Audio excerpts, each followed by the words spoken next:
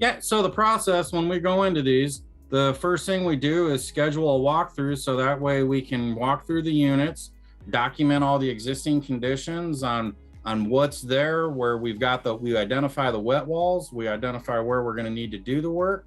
We document that so that way we've got those finishes all listed out in the construction documents for bidding. And then at the same time, we're having the AHERA environmental company taking samples of the walls that will be affected to determine if there's any asbestos in the walls or not. And if you have asbestos, then we're going to have to do abatement. That kicks it into a little bit of a different conversation. We're going to talk about that here in a little bit.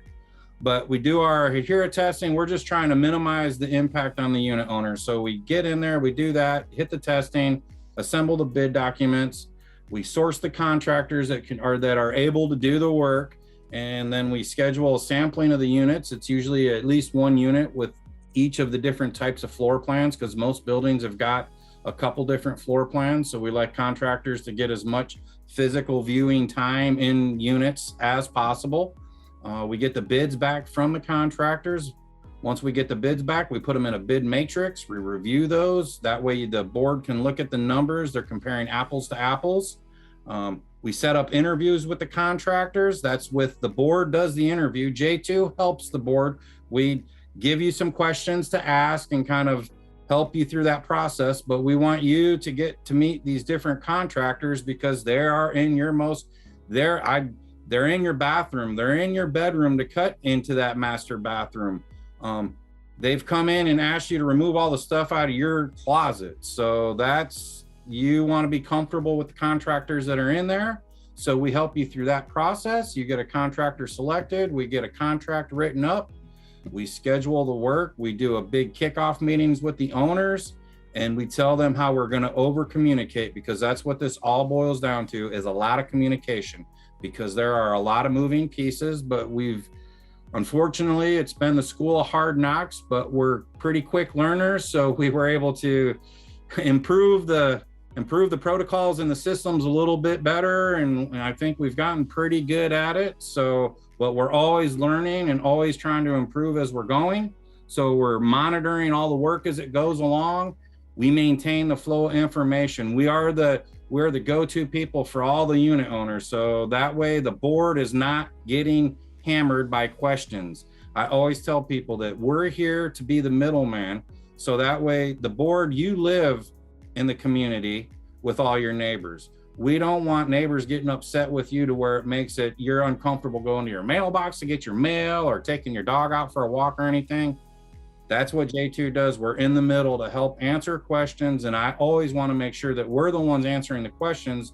So that way we make sure everybody's getting the correct information, because it's a lot of information. And I'll be honest, I screw it up once in a while too, and then have to own it and go back and fix things. But we're always doing that. And then the final thing is we're reviewing once everything's completed. Like Jen said, we do the wall work. The restoration is from corner to corner, floor to ceiling. We make sure that the texture matches, the paint matches, the finish, the trim, everything is just right.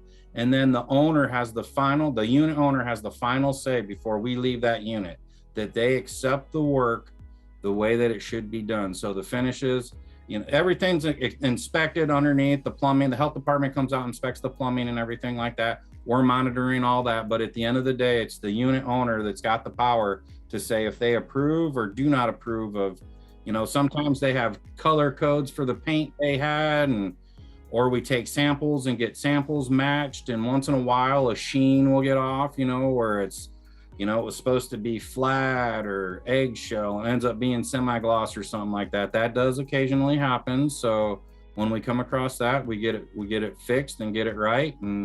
But yeah, that gives the owner the final say. So that way we make sure they're happy. What would be another reason to document before work starts? So we go through, we do all the documentation. We're documenting all the walls that are affected. And in that process, we're also capturing surrounding walls and flooring. And that way, as the construction project's going on, and also when the contractor gets in there, he documents everything also. But that way, in case later on in the project, an owner says, oh, you guys did this, or you damaged this, or you damaged that, we've been able to go back and go, well, here's our initial photos and it shows that in this initial photo. So I'm not sure, you must never have noticed it before. Or we've had it to where we had photos and they're like, no, this happened. And we looked and there wasn't no damage, and they did the damage and then they repaired it on walls that shouldn't have been damaged. So that goes both ways. Yeah, good documentation helps save the association money, and it resolves questions pretty easily.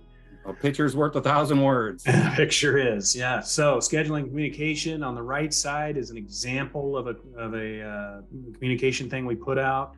Left side, we're talking about, notifications, unit entry, and turning off key services are usually things that are talked about in your bylaws. So you have a 48-hour notice to enter, you have a 48-hour notice to turn off water and things like that. So there's a lot of these little, milestones and things that we have to communicate about and post about and do that. So kind of explaining that. Jared, do you have anything to add to that? We do before we do the actual physical work in the project, we do a project summary walk. And during that walk, we identify all the locations and create another document. That's this snippet on the right side was taken from that. Within that project summary, it's got all the areas that you need to clear out. Unfortunately, it's usually that master closet or part of it, and that sucks. But it also has all the key dates and a lot of the information in here. And it's talking about turning the water off.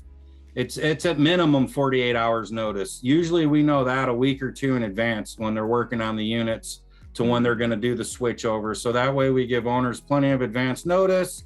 When the water's turned off, it's usually between the hours of 8:30 and 4 in the afternoon. The water is always on at night. Your bathrooms and kitchens and laundry rooms are always usable every night after 4 o'clock, 4:30. Yeah.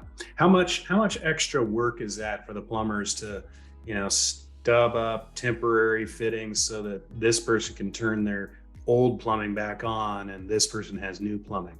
Does that add a lot to the cost, or is it pretty insignificant? It's just a function of scheduling and getting a contract. Doing that, working in the occupied units adds time to the overall schedule. And that's what takes these projects a little bit longer, because when they come in the morning, they've got to put all that protection out, cover everything up, just like the Dexter show, get everything covered up. That Dexter reference, that's for Halloween, everybody. Get everything covered up, and then they can do the work. And they have to plan the amount of work they can do in a day. So that way, by the end of the day, they can stop the work that they're doing and then take down all the protection and make sure that the unit's clean and it's usable. And that way, when you come home from work at 4 or 5 o'clock, if you need to take a shower, you can take a shower. You want to start cooking dinner, you can be in the kitchen cooking dinner and everything. So there is that added time. But they also do it in a way to where owners don't need to move out. The only time you need to be out is if there's abatement required. And I know it's a lot, and there's a lot of different questions that you can have, and there's no bad questions, because this is it's very intrusive, and I come across things all the time that are kind of brand new items to address, but we've got solutions to a lot of the problems. But if you've got questions, please reach out. More than happy to work with you and talk you through it.